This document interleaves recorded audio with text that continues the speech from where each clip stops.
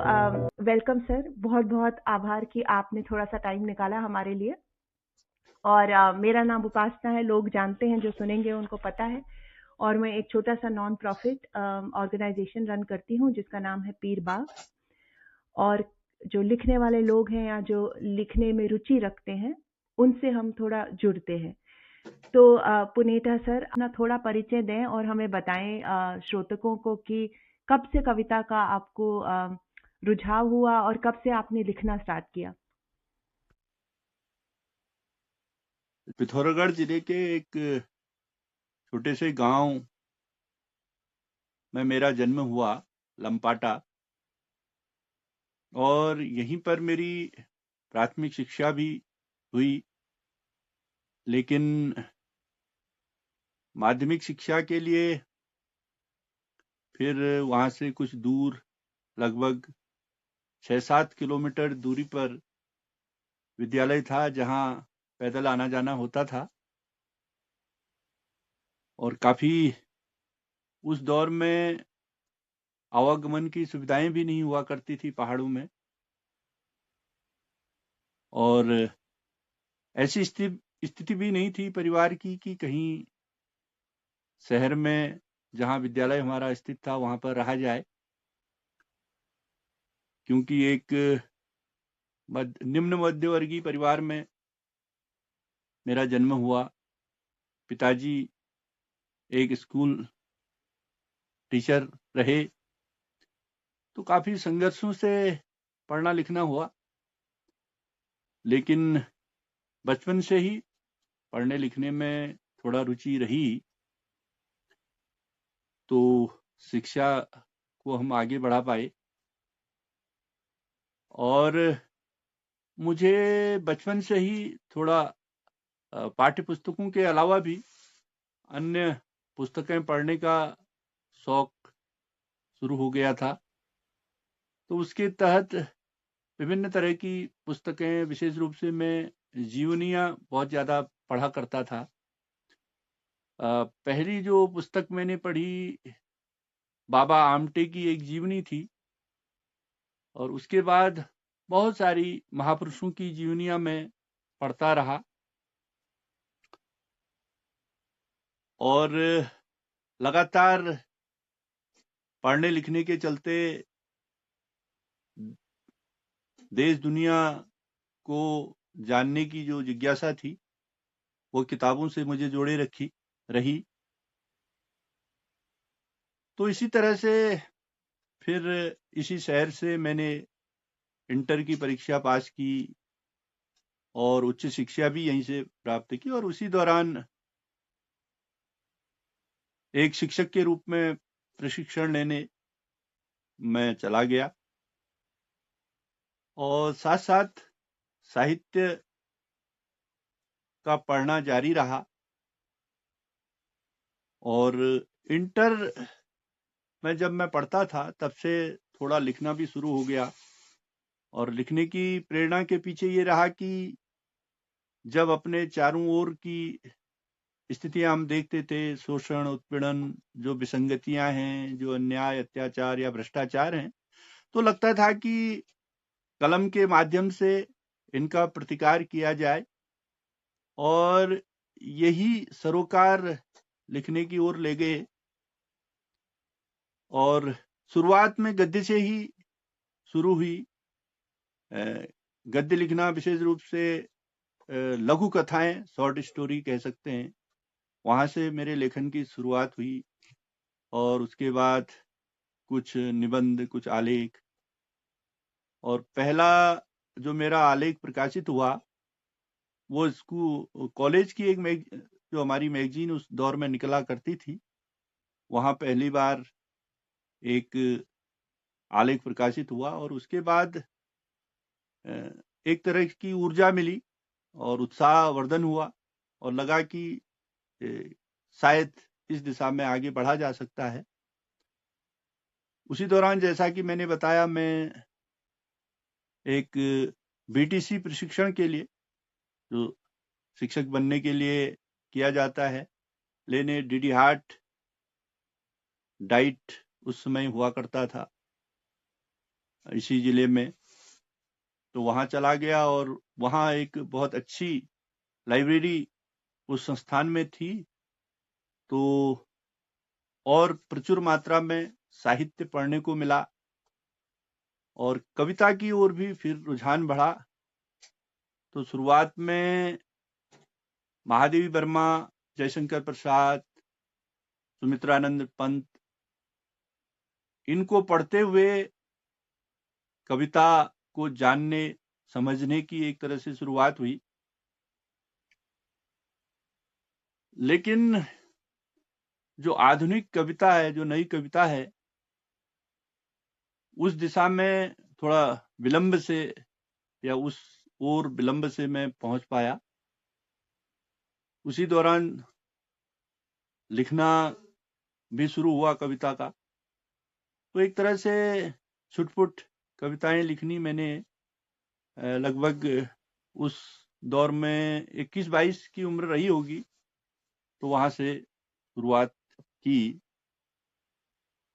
और फिर यह अभ्यास निरंतर जारी रहा, कविता को समझने का भी और कविता के रूप में अपने भावों विचारों को अभिव्यक्त करने का भी। जीवन के जो भी अनुभव थे उनको कविता के रूप में लाने की एक तरह से शुरुआत हुई। लेकिन वो बहुत कच्ची शुरुआत थी, क्योंकि उस दौर में ये लगता था कि कविता में तुक मिला दी जाए और तुक मिलाते हुए कुछ भी लिख दिया जाए तो कविता हम उसको मान लेते थे। फिर धीरे धीरे जैसे पूरी काव्य परंपरा का अध्ययन करना शुरू किया, कुछ वरिष्ठ कवियों से संपर्क हुआ, तो एक समझ बननी शुरू हुई और साथ ही साथ वैचारिक साहित्य लगातार पढ़ता रहा और अपने समाज को नजदीक से देखने की कोशिश और गहराई से। तो उस सब ने कविता की दिशा में आगे बढ़ाया। इस तरह से कुछ शुरुआत रही। सर सुनकर ही इतना अच्छा लग रहा है, क्योंकि आप वो सब चीज़ें कह रहे हैं जो हमें बच्चे बहुत बार पूछते हैं कि किस तरह से इंस्पिरेशन वो ले पाएं, चाहे वो अपने आसपास की चीज़ों को ज़्यादा ऑब्जर्व करें या फिर बाकी कवियों को या साहित्य को ज़्यादा डिटेल में देखें, और किस तरह से वो मोटिवेट हो पाए, ये भी आपने कहा, तो बहुत अच्छा लगा सुन के। तो इसमें मैं आपको एक क्वेश्चन ज़रूर पूछूंगी कि ना, यहाँ बच्चे हर बार हमसे पूछते हैं, और बच्चे ही नहीं, बड़े भी जो कोशिश कर रहे हैं कि वो भी लिखना स्टार्ट करें। इस तरह के काफ़ी लोग हमसे संपर्क रखते हैं और उनको एक ही क्वेश्चन पूछते हैं। जब कोई आपकी तरह कवि हो जिन्होंने बहुत सालों से लिखा हो, चाहे शॉर्ट स्टोरी, कविता, जैसे आप कह रहे थे, तो क्या प्रोसेस होता है? अब मैंने मान लिया कि आप घर बैठे हैं और आपको दिमाग में कुछ लगा कि यार आज हमें कुछ लिखना चाहिए, तो क्या प्रोसेस रहता है आपका कि किस तरह से वो कविता आपके दिमाग से या आपके जहन से कागज पे आती है? क्या आपका क्या तरीका रहता है? जी, ये दरअसल बहुत थोड़ा सा कठिन प्रश्न भी है, क्योंकि हर कविता की रचना प्रक्रिया कुछ भिन्न होती है। कभी तो ये होता है कि अचानक आप अपने आसपास कुछ देखते हैं और उसको देखते हुए आपके अंदर एक तरह की, चाहे वो उत्साह कहिए या कुछ परेशान करने वाली चीजें हैं, तो जो विक्षोभ है या जो आक्रोश है वह फूटता है और आप कलम पकड़ लेते हैं और उसको अभिव्यक्त करते हैं। और कभी ये होता है कि विचार आपके मन में बहुत लंबे समय से चल रहा होता है और उस विचार को शब्दों की तलाश होती है और वह शब्द किस रूप में अभिव्यक्त हो, उसका फॉर्मेट क्या हो, वो किस प्रतीक के माध्यम या किसी बिंब के माध्यम से कैसे आए, तो उसकी तलाश रहती है। तो कभी कभी बड़े लंबे समय तक कोई विचार आपके मन में बना रहता है और अचानक कोई ऐसे दृश्य या घटनाएं या कोई ऐसा प्रसंग जीवन में आ जाता है और जिसको देखते हुए आपको अचानक लगता है कि हाँ, आप के मन में जो विचार चल रहा था, उस विचार को कहने के लिए ये बहुत सटीक एक बिंब है या प्रतीक है या रूपक है, और आप उसका इस्तेमाल करते हुए अपने मन के उस विचार को, उस भाव को अभिव्यक्त करते हैं। और इसमें मुझे हिंदी के जो प्रतिष्ठित कवि हैं मुक्तिबोध, उनकी बात याद आती है। वो कहते हैं कि कविता के 3 क्षण होते हैं। 3 क्षणों से होकर कविता गुजरती है। सबसे पहले हम किसी घटना को देखते हैं, और उस घटना को देखते हुए हमारे अंदर एक संवेदना पैदा होती है।